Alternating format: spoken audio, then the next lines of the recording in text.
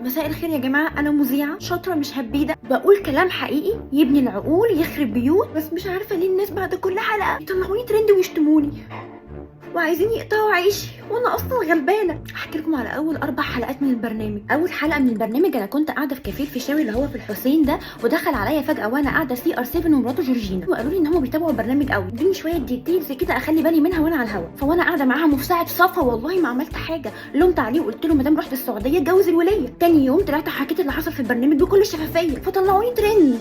اتصدمت وزعلت، انا بقيت ترند. قشطه، انا بحب كده. تاني حلقه من البرنامج كنت مطبقه قبليها على قهوه البراجل في البراجيل، كنت قاعده براجع السكريبت مع اصحابي المهندسين والمهندسات.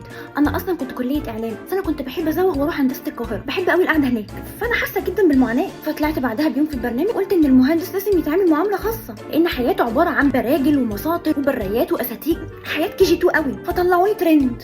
اتصدمت وزعلت. انا طلعوني ترند.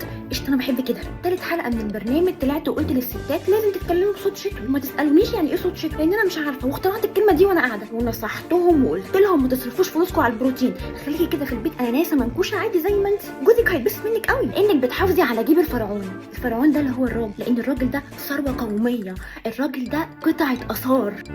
فطلعوني ترند. اتصدمت وزعلت. انا بقيت ترند. قشطه، انا بحب كده. رابع حلقه قلت للستات ان انتوا لازم تحترموا كتف الراجل وكرش الراجل، الراجل ذو كتف عريض وكرش كبير. ايوه، الراجل هو باروكتك، هو خازوقتك. انا قلت الكلمتين دول وطلعوني ترند. اتصدمت وزعلت. انا بقيت ترند. قشطه، انا بحب كده.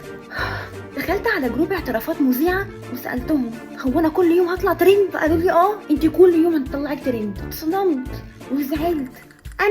انا كل يوم هطلع ترند. قشطه، انا بحب كده.